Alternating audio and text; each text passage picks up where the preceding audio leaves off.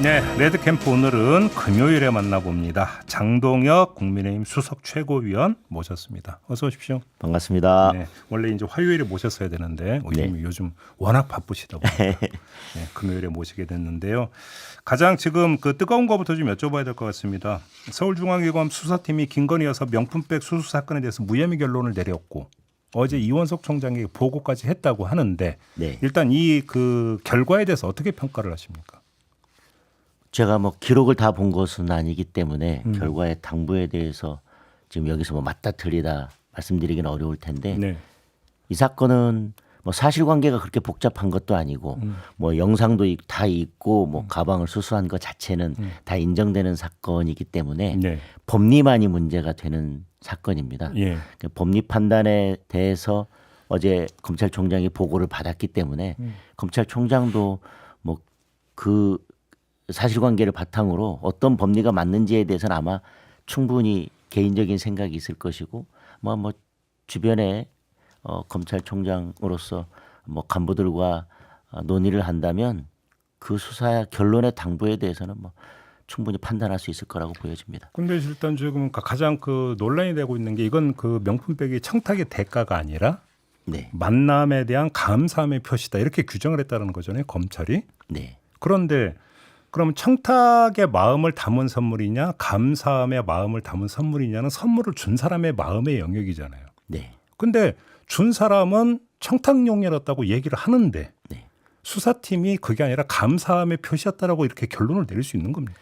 청탁에 대한 대가다라고 하는 그 최재형 목사의 진술은 조금 바뀐 것 같습니다. 바뀌었다고요? 처음은 아니었다. 그다음에 중간에는 청탁이었다 이렇게 얘기했는데 법사위에 나와서 지난번에 증인으로 답변할 때 제 질문에 대해서 뭐라고 했냐면 청탁이 아니라 그 전에 여러 가지 뭐 물건들이 있는데 경호나 보안이 이렇게 뚫리나 그리고 뭐 이런 것들을 줬을 때 어떻게 하나 보자라고 하면서 이게 어떤 뭐 청탁을 위해서 아니면 어떤 목적을 다른 목적이 아니라 이 가방을 줬을 때 어떻게 하는지 보자. 본인은 이게 뭐 계속 뭐 자기는 뭐 언더 뭐 커버 뭐 이러면서 계속 무슨 이야기를 하고 있는데 저는 이것이 예를 들면 뭐 이 명품백을 주고 그거에 대해서 다른 목적으로 이용하려고 하는 생각이 있었는지 모르겠지만 명백하게 무엇을 청탁하고 무엇에 대한 대가로서 줬다라고 하는 것은 없는 것 같습니다.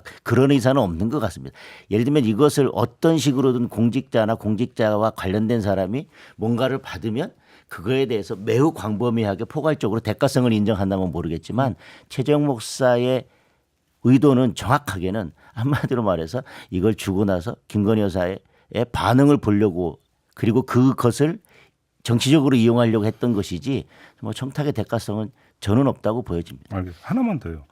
영부인의 위치잖아요, 김건희 여사가. 그럼 영부인의 위치는 포괄적 뇌물죄가 적용될 수 있는 대상일까요, 아닐까요? 포괄적 뇌물죄라고 하더라도 기본적으로는 포괄적 뇌물죄라고 하는 것은 어떤 대가성에 관한 문제인데 그렇죠.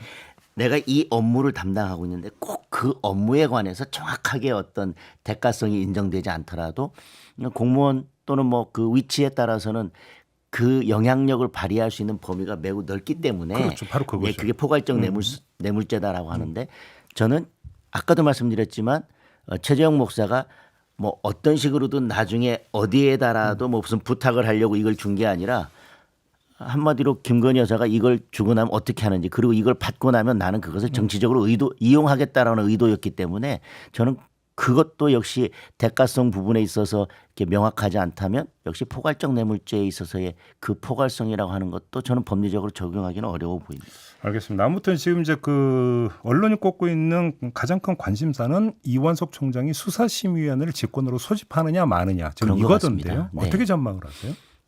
수사심의위원회라는 것이 정말 이게 이게 검찰도 좀 잘 판단하기 어려울 때 여는 경우도 있지만 네. 국민적 관심이 있거나 정치적으로 민감한 사안에서 정치적 부담을 덜기 위해서 맞아요. 여는 경우도 솔직히 맞아요. 있습니다. 맞아요. 근데 네. 이것을 부담을 덜기 위해서 열지는 잘 모르겠습니다만은 이게 아까도 말씀드렸지만 법리적으로는 명백한 사건입니다. 그런데 이원석 총장은 이 법리에 대한 답은 솔직히 이미 보고 받는 순간 답은 섰을 것입니다.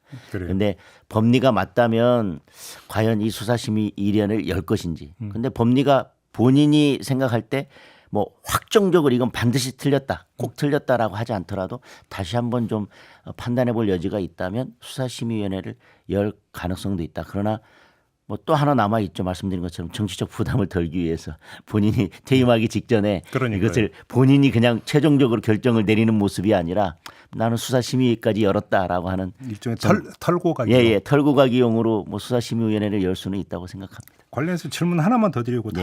다른 질문으로 넘어갈 텐데요. 이제 그 이른바 출장조사 논란이 거세게 불거졌을 때 한동훈 대표도 그렇고 우리 최고위원님도 그렇고 이 수사 방식에 대해서는 국민 눈높이에는 안 맞는 것 같다라는 지적을 하신 바가 있어요. 네네.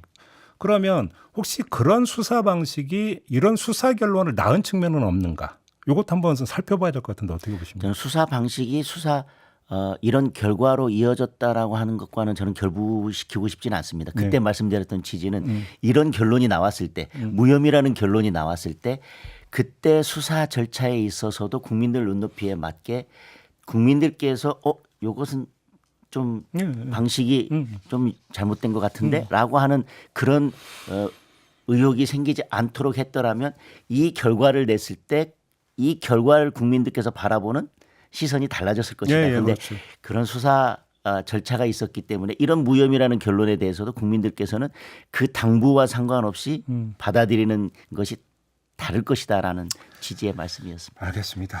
오늘 대표회담에 대해서 좀 질문을 좀 드려야 될 것 같은데 일단 지금 그 갑자기 변수가 나왔습니다. 이재명 대표가 이제 코로나에 걸려서 그렇습니다. 일단 수년이 됐는데 이게 그러니까 무산이 된 건 아닌 거죠?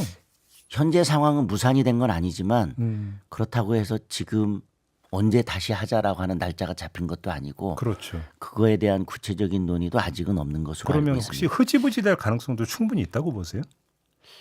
뭐 저는 그렇게 되지 않기를 바라고 있습니다. 예. 정말 오랜만에 여야 응, 대표회담이 열리는 것이고 이재명 대표께서도 말씀하셨지만 지금 국민의 삶이 너무 어렵다. 정치가 국민의 삶을 다시 보살피고 좀 희망을 줬으면 좋겠다라고 하면서 영수회담과 대표회담을 제안하신 거기 때문에 네. 어떤 방식으로든 좀 잘 돼서 대표회담이 이루어졌으면 좋겠습니다. 그런데 이제 그 과정에서 이제 아주 큰 쟁점이 됐던 게 생중계였잖아요. 그렇습니다. 근데 어떤 취지로 생중계를 제안한 거예요? 이재명 대표가 작년 6월 7일이었던 것 같습니다. 네. 김기현 대표에게 정책 대화를 제안하면서 물론 뭐 대표가 만나서 비공개로 할 얘기도 있겠지만 국민의 삶이 힘든데 뭐 이 국민의 삶을 챙기는 대화를 하면서 뭔가 국민의 삶을 챙기는 척하고 비공개로 끝나고 나는 거는 나는 동의하기 어렵다라는 취지의 말씀을 하셨습니다. 비공개로 한다고 하면 국민들은 어떤 이야기가 오갔는지 모르고 이 국민의 삶을 챙기는 데서 중요한 문제들이 있는데 여야가 어떤 입장인지도 모르고 끝나고 나면 아마 각자 여야는 저쪽 책임이다 이쪽 책임이다 떠넘기기만 할 건데 그것보다는 뭐 결론이 나든 안 나든 합의가 되든 안 되든 뭐 25만 원이든 금투세든 그 어떤 문제에 대해서는 여야가 어떤 입장을 가지고 있는지에 대해서 국민들께서 소상히 알 수 있도록 하는 것. 국민들은 그걸 알고 싶어 하시니까. 그런데 뭐 우리가 굳이 중계하지 않을 필요가 뭐가 있겠나. 만약 그것이 어떤 결론을 내는데 부담이 된다면 저는 방식은 모든 아젠다에서 생중계를 하고 그게 대해서 구체적인 또 협의 과정은 또 비공개로 진행할 수도 있고요. 아, 그런 탄력성은 있다? 뭐 저는 탄력성은 있다고 봅니다. 그래요? 그리고 필요하다면 그런 생중계한 이후에 아마 다음 날이라도 만나서 또 비공개로 회담하고 또 실무자 원내대표나 뭐 수석 부대표들끼리 실무 협의를 하면 저는 뭐 얼마든지 가능하다.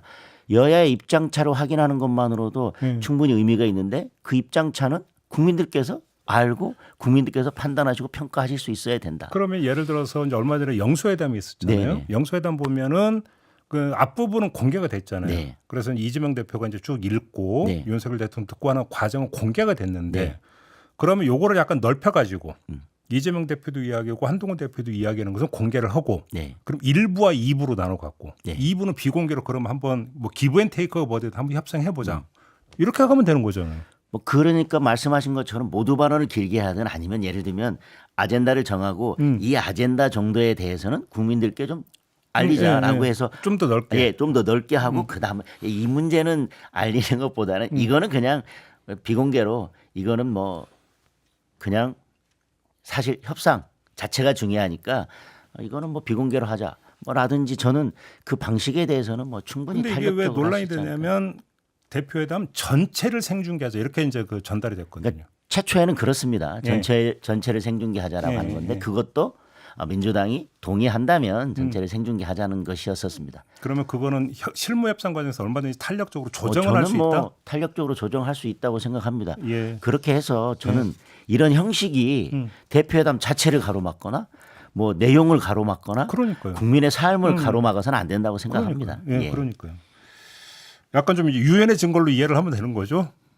처음 제안보다. 제 개인적인 생각이라서. 아, 근데 뭐 저는 충분히 그런 가능성은 열려 있다고 알겠습니다. 생각합니다. 아마도 만약에 이게 다시 이제 그 이야기가 된다면 민주당 입장에서는 최상병 특검법을 의제에 올리자고 하면 당연히 아마 이야기가 나올 것 같은데 네.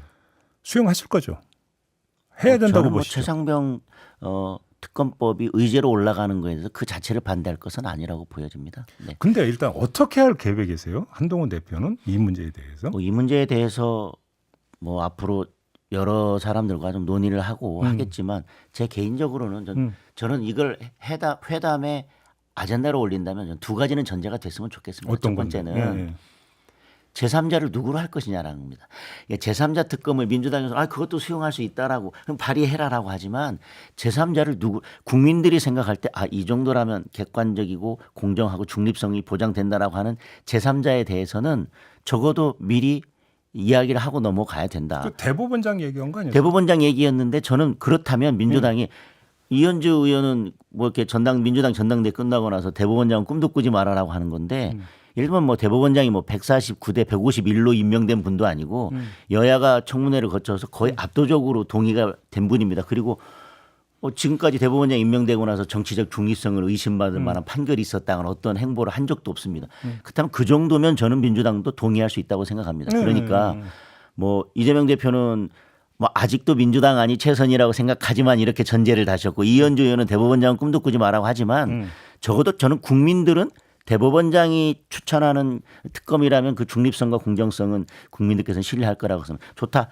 대법원장 하자. 그러니 제3자로 가자. 그리고 또 하나는 이걸 하자고 하는 취지는 이제 더 이상 이제 물론 다른 뭐 국민적 의혹 해소도 있지만 또 하나는 자꾸 이런 정쟁에 휘말리지 말고 빨리 털고 그다음 민생으로 나아가자라고 하니까 지금 민주당이 하는 여러 것들 중에서 정말 말도 안 되는 뭐 탄핵 청문회라든지 이런 것들 정쟁 요소는 좀 걷어내고 아니면 우리 이번 정기국회 내에는 그런 정쟁 말고 네. 민생과 예산 이런 게 집중하자라고 하는 어느 정도의 좀 합의 국민들께서 동의할 수 있는 정도의 합의를 전제로 최상병 특검이든 아니면 이 대표회담이 진행됐으면 좋겠다라는 바람이 있습니다. 지금 그거는 새로운 지금 이야기인데요. 그건 제 개인적인 거라서. 그러니까요. 그러면 예를 들어서 최상병 사망 사건과 관련된 청문회나 국정조사로 한정이 되는 게 아니라 예를 들어서 무슨 뭐 대통령 탄핵 청문회라든지 또 과방위에서 이루어진 청문 이런 모든 것들을 다 아우러서 지금 하시는 말씀입니까? 예를 들면 뭐 이 해병대원 특검법이